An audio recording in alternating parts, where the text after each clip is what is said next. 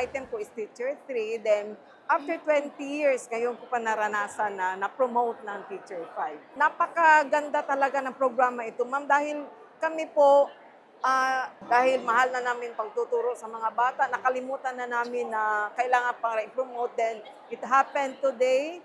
So, talagang napakasaya, ma'am. Maraming salamat po sa ating Pangulong Marcos dahil I'm already 58 years old. So, 2 years na lang mag-retire, pero naranasan ko rin or naibigay or nakamit ko rin ang promotion na ito, ma'am. Hindi ko talaga maintindihan yung anong feeling ko, lalo na ngayon nandito sa crowd na ito, ma'am. So, happy talaga, ma'am. Teacher 3, before ngayon, Teacher 3, for almost 17 years din, bago na-promote. Kasi ako, kung kontento lang naman ako na Teacher 3 sa classroom lang. Kasi noon, after T3, dapat mag-master teacher ka. Hindi naman ako nakatapos ng master teacher ko. Masaya kasi matagal na namin yan na hinihintay na promotion. Thank you sa ating administration ngayon, headed by President Bongbong Marcos, also the DepEd Secretary. Thank you so much. Tuturo po ako since 1991. Marami naman kaming mga ginagawang attempt na mag-apply for promotion. Pero, ayun, hindi pinalad sa mga rankings, ganun. Napakalaking tulong po, ma'am. Dahil katulad ko, marami kaming mga ginagawang pakikipagsapalaran na mapapromote. Pero, eto lang, ngayon lang kami nabigyan ng pagkakataon na talagang yung mga qualifications namin ay talagang pasok sa kanilang mga criteria.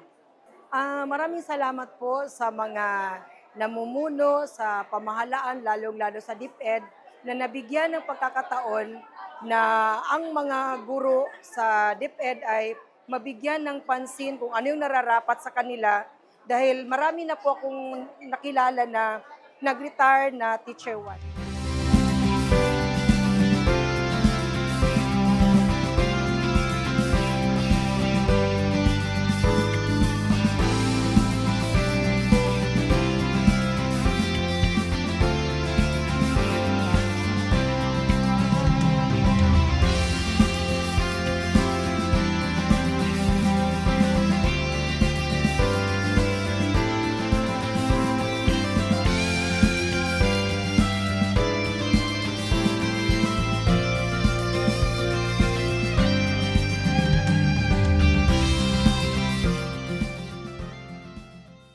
Simula noong Agosto 2025 hanggang ngayon, halos 80,000 teachers at school heads sa buong bansa ang napromote sa ilalim ng ECP system.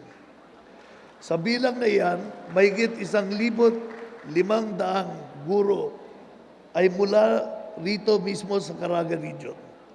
Kasama na rito ang 71 guro na dating Teacher 1 ang posisyon, ang 22 sa kanila na longest serving teachers ay sa wakas na promote na rin.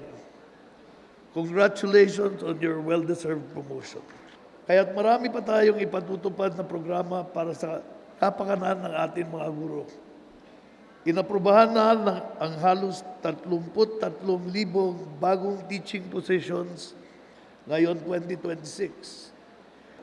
Binawasan natin ang mga administrative paperwork na matagal nang inaangal ng ating mga guro. Hindi lang mga posisyon ang dinagdag natin, pati na rin ang mga benepisyo. Kailangan ninyong magpahinga at i-enjoy ang inyong 30 araw na uninterrupted annual vacation service credits. Ibinigay na rin natin ang 10,000 piso na teaching allowance bilang dagdag suporta sa inyong pang-araw-araw na gastos. Makakaasa kayo na narito ang inyong gobyerno katuwang ninyo sa pag-angat ng inyong trabaho at ng inyong pamumuhay.